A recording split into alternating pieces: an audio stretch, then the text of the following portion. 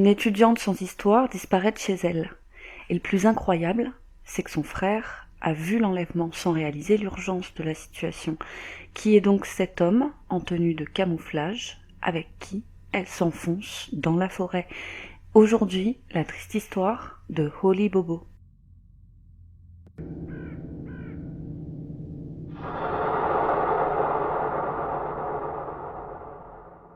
Nous postons de nouvelles vidéos chaque semaine, alors n'hésitez pas à vous abonner.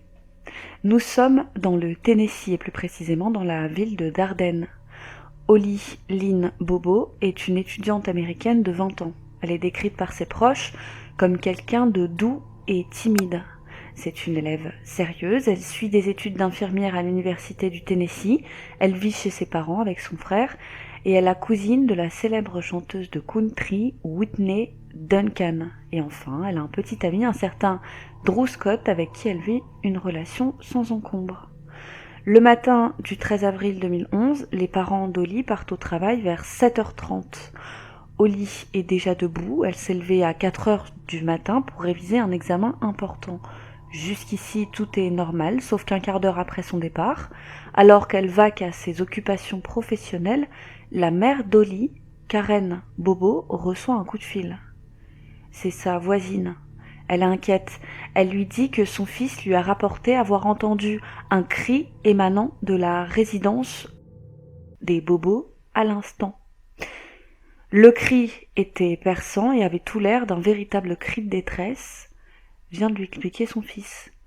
Il l'a pris très au sérieux, au point de contacter sa mère qui a décidé d'alerter Karen. Et au même moment, le frère d'Holly, Clint, est réveillé par les chiens de la famille. Ils font un vacarme pas possible, à aboyer de toutes parts. Il regarde dehors voir ce qu'il se passe et voit sa sœur à genoux, avec un homme habillé dans une tenue de camouflage. La scène est étonnante. La sœur est à genoux, elle pleure, et l'homme en face d'elle, qui est également agenouillé, lui parle, et immédiatement Clint pense que cet homme est Drew Scott, le petit ami d'Holly. Et si sa sœur pleure, c'est sûrement parce qu'ils doivent être en train de rompre. D'où il n'entend pas grand-chose, si ce n'est sa sœur dire « non, pourquoi ?» Il pense à un drama amoureux et à la pudeur de ne pas s'en mêler.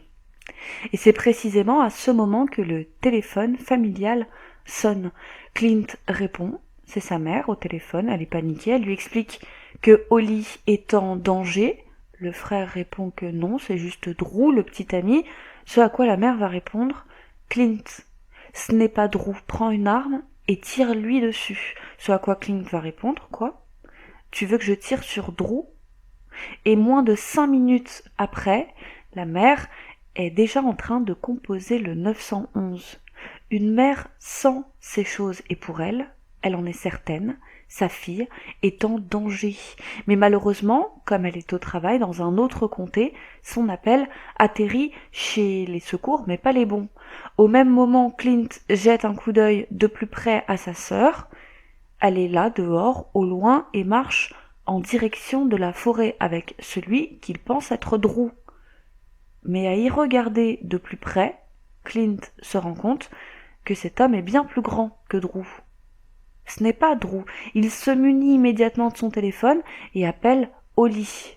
Mais sa sœur ne répond pas. Et entre deux tentatives, c'est sa mère, Karen, qui rappelle. Elle lui dit d'appeler le 911 et de sortir avec le fusil. Clint s'exécute. En 2 temps, 3 mouvements, le voilà dehors avec le fusil familial chargé. S'il faut tirer sur cet homme, il le fera sans hésiter. Et en sortant, il repère immédiatement des traces de sang dans le garage. Mais comme il ne voit plus ni sa sœur ni l'homme, et pour cause ils se sont déjà enfoncés dans la forêt, il appelle le 911 et part à leur recherche. Et en moins de 10 minutes, c'est une patrouille de police qui arrive sur les lieux.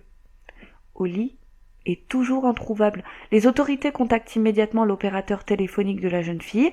Avec le bornage et grâce au fait que le téléphone soit toujours allumé, il est possible de savoir où elle se dirige.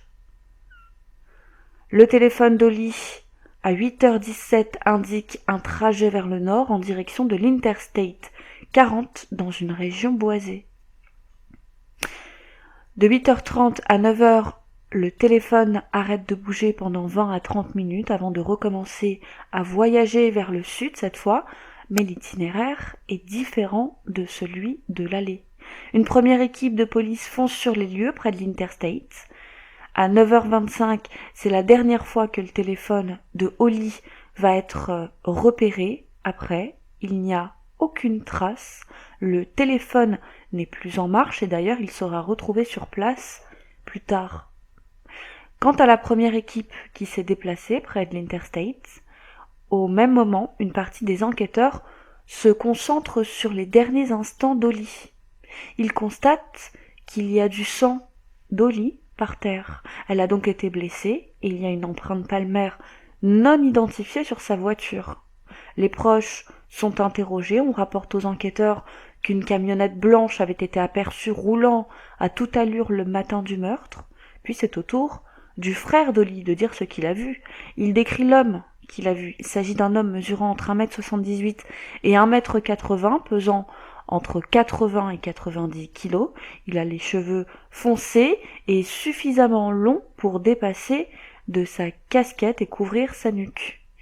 Il portait une tenue de camouflage, couvre-chef à motif militaire. Il est en tenue militaire, des pieds à la tête.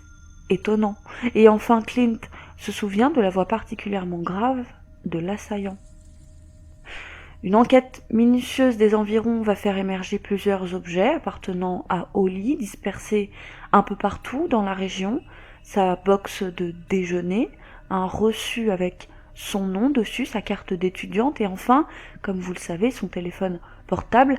À noter que la carte SIM avait été enlevée et abandonnée sur place. Et tout de suite, les enquêteurs sont sur une piste. La description de l'assaillant leur fait penser à un délinquant sexuel notoire du coin, un certain Terry Britt. Son domicile est discrètement mis sur écoute, mais ça ne donne rien.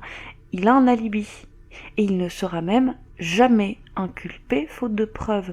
S'il a le profil idéal, il ne semble pas pour autant être concerné par l'affaire.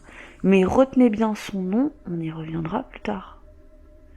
Pour l'heure, Holly reste introuvable et il en sera ainsi pendant près de 3 ans. Mais si on ne la trouve pas, les enquêteurs n'ont pas arrêté pour autant leurs recherches et voilà qu'en mars 2014, c'est tour à tour pas moins de 6 hommes qui vont être arrêtés. Tout commence par l'arrestation d'un certain Dylan Adams dans une affaire d'armes n'ayant rien à voir avec le kidnapping d'Holly. Dylan Adams fait d'incroyables révélations. Il indique aux enquêteurs qu'il sait quelque chose à propos du kidnapping de Holly Bobo. Il affirme avoir vu la jeune femme après son enlèvement, c'était le 13 avril 2011, chez son frère, un certain Zach Adams. Il indique qu'elle était assise sur une chaise, elle portait un t-shirt rose et il y avait également un autre homme présent, un certain Jason Wayne Autry. Il précise que son frère lui avait avoué avoir violé Holly et qu'il l'avait même filmé. Et chose troublante, son frère justement portait un short motif camouflage. La police se précipite chez ce Zach Adams pour l'arrêter et malgré des fouilles intensives du domicile et de dizaines d'appareils électroniques, aucune trace de ces images ni d'aucune autre preuve. Mais voilà, un peu plus tard, Dylan Adams revient sur ses aveux. Il affirme qu'il a été contraint de les faire par des agents plus que poussifs. Mais cela n'arrête pas la machine judiciaire qui est déjà en route. Zach, donc, ainsi que Jason Autry et un certain Shane Austin sont arrêtés. Mais chose troublante, une grosse partie des aveux de Dylan sont incompatibles avec les preuves que les enquêteurs ont en leur possession. L'ensemble des protagonistes sont placés en garde à vue et de suite, Shane Austin accable Zach Adams. Les enquêteurs ont pu trouver plusieurs conversations téléphoniques entre les deux hommes le jour de la disparition d'Holly. Et il pense que Shane Austin a probablement aidé Zach à transporter et cacher la jeune femme quelque part. Mais on apprendra rapidement que Shane s'est vu offrir l'immunité totale en échange d'informations capitales dans cette affaire. Il ne lui restait plus qu'à indiquer où il avait enterré le corps pour sceller cette immunité. Mais comme Shane est incapable de donner cette information, et bien d'autres encore, eh bien les enquêteurs annulent l'immunité. L'avocat d'Austin va monter au créneau, l'État a pris un accord avec Austin et il ne peut pas revenir en arrière. Mais à peine une demi-douzaine de mois plus tard, en février 2015, Austin sera retrouvé mort dans sa cellule. Il s'est suicidé. Il était emprisonné dans un cambriolage n'ayant rien à voir avec l'affaire, mais son avocat l'affirme, son client s'est suicidé à cause des menaces continuelles des enquêteurs et de, je cite, leur chasse aux sorcières. Et d'ailleurs, si son client était autant de temps derrière les verrous, c'était pour des prétextes. C'était parce que la police voulait qu'il reste derrière les barreaux pour l'affaire de Bobo. Ils veulent un coupable à tout prix et s'appuient, d'après l'avocat, sur des rumeurs plutôt que sur des preuves. En juillet 2014, c'est au tour de deux frères d'être accusés, Jeffrey et Mark Percy, qui sont accusés de complicité de meurtre présumé dans l'affaire du meurtre d'Holly. Et c'est sur les déclarations de l'ex-colocatrice de Jeffrey, une certaine Sandra King, que vont reposer ces arrestations. Elle affirme que 2 mois plus tôt, en mai 2014, Jeff lui a montré un bout de vidéo qui aurait été tourné par le frère, Mark, où Jeff agresse Holly, qui est attachée et qui pleure. Elle maintient qu'elle n'a vu qu'un court extrait de cette vidéo où il n'y avait pas d'agression sexuelle. La police l'équipe alors d'un dispositif d'écoute et la charge de passer un appel à Jeff pour le confondre. Elle lui dit comme si de rien n'était, « Tu sais, cette vidéo d'Holly, si c'était toi, eh bien je l'aurais regardée. » Ce à quoi il répond, « Je sais. » Mais voilà, de leur côté, les deux frères affirment que cette vidéo n'existe pas. Et confrontés à l'audio de Sandra King, eh bien, Jeffrey affirme qu'il parlait de son ex-femme, qui, hasard incroyable, s'appelle elle aussi Holly. Et puis, de toute façon, il n'entendait rien à la conversation, assure-t-il. La police fouille alors une vingtaine de téléphones à la recherche de cette fameuse vidéo, mais rien. Et surtout, encore une déclaration, et elle n'a rien à voir avec celle de Dylan, qui n'a rien à voir avec celle de Shane Austin. Et faute de preuves, toutes les charges contre les frères Percy sont abandonnées. Et plus tard, il s'avérera que l'ex-colocatrice avait fourni un faux témoignage dans l'espoir de négocier une peine moins lourde pour son fils qui purgeait une longue peine de prison. Et seulement quelques mois plus tard, la nouvelle tombe. Nous sommes en septembre 2014 et les restes squelettisés et partiels de Holly Bobo ont été retrouvés par un chasseur justement près de l'Interstate 40, à 32 km de la ville de Dardenne. Le chasseur avait vu un seau par terre, le contenu de ce seau n'a pas été dévoilé, il l'a vidé et a remarqué juste derrière des restes humains. Les enquêteurs ont pu récupérer le crâne de la victime, ses dents, plusieurs côtes, ainsi qu'une omoplate. Et ces morceaux de corps vont révéler les causes de la mort.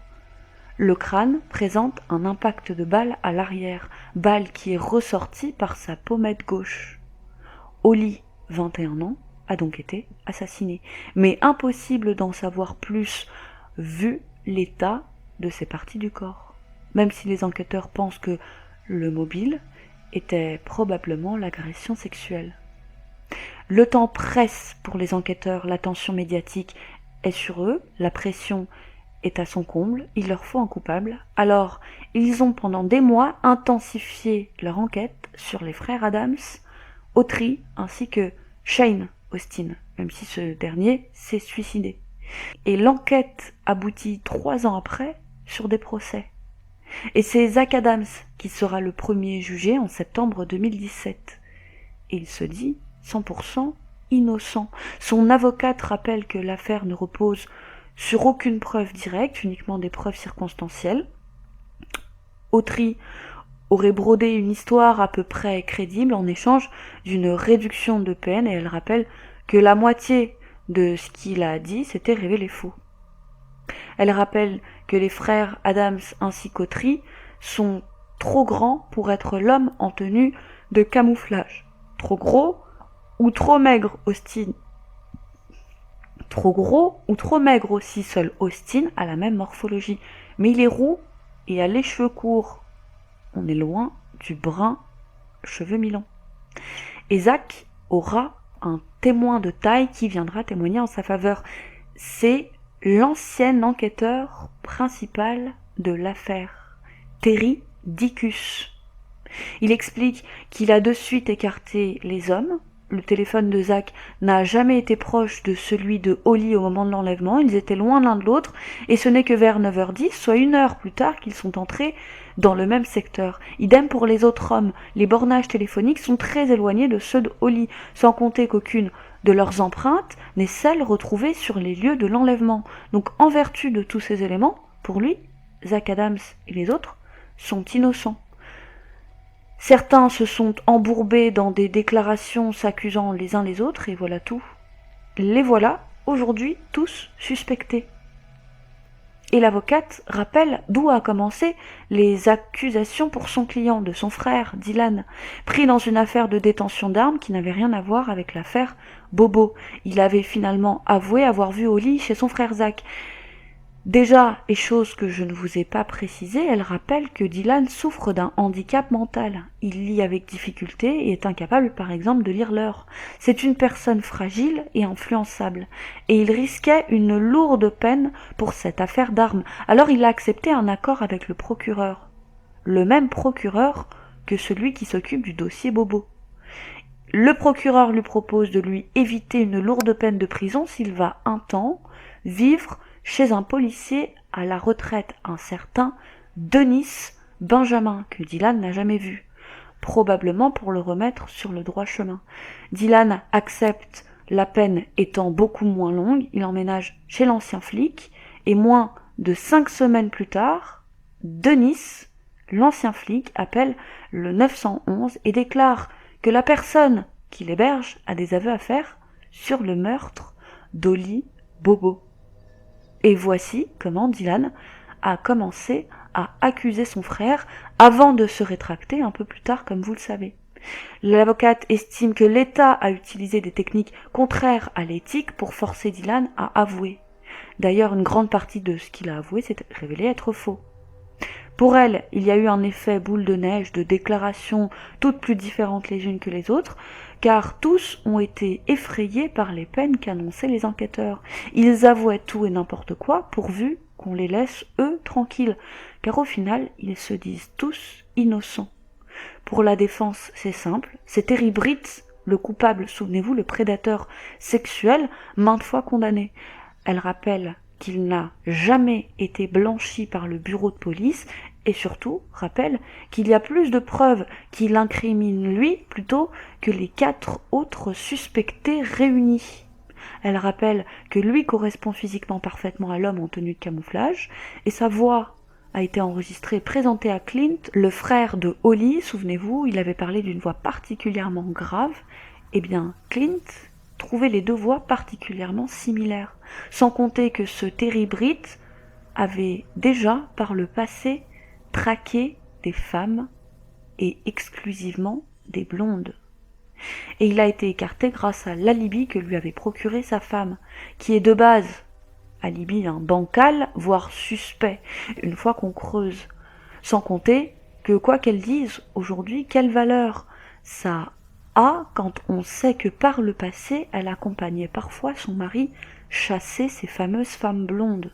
Pour l'avocate, c'est aberrant de savoir que c'est la complice qui lui permet d'avoir un alibi et d'être écartée. Sans compter que l'empreinte palmaire de Terry Britt est potentiellement celle retrouvée sur la voiture d'Holly. Il y a des points de concordance, mais le doute subsiste d'après les experts. En somme, tous ces débuts de piste ont été abandonnés au profit d'un groupe d'hommes qui semble raconter tout et son contraire. Quant à l'accusation, elle va présenter son témoin clé, le fameux témoignage de Jason Autry. Et il est très différent de ce que racontait Dylan et de ce que racontait Austin. Autry, lui, explique qu'il s'est rendu chez Zach afin d'acheter de la drogue. Et c'est lors de cette visite qu'il avait vu le corps enveloppé dans une couverture multicolore entreposée dans le camion. Et Shane Austin, qui rappelons-le s'est suicidé depuis, lui était en train de jeter des preuves dans un baril pour les brûler. Autry indique qu'il a accepté d'aider Zach à se débarrasser du corps. Ils se sont tout d'abord rendus le long de la rivière Tennessee, sous le pont de l'Interstate 40, mais se sont rendus compte qu'Holly était toujours en vie. Alors Zach Adams lui a tiré une balle dans la tête.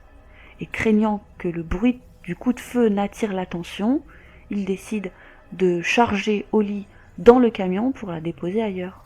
Mais Jason Autry dit qu'il a été déposé avant que Zach ne se charge de le faire à un endroit bien précis, qui se révélera être un endroit différent de celui où a été retrouvé Holly, en tout cas ses restes.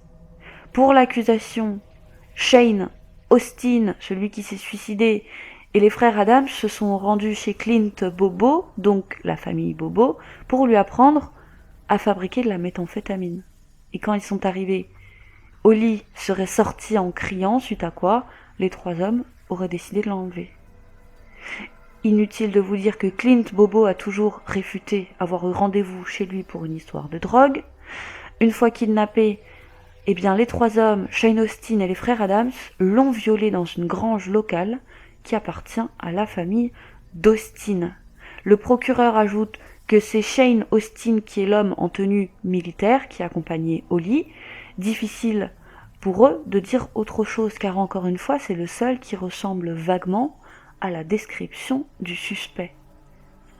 Ils ajoutent à ça d'autres preuves circonstancielles non négligeables, telles que 2 morceaux de papier appartenant à Holly. Ils ont été retrouvés sur la route où vivait Austin, notamment le reçu à son nom qui était à seulement 22 mètres de l'entrée de la maison de Shane Austin. Mais ce n'est pas tout.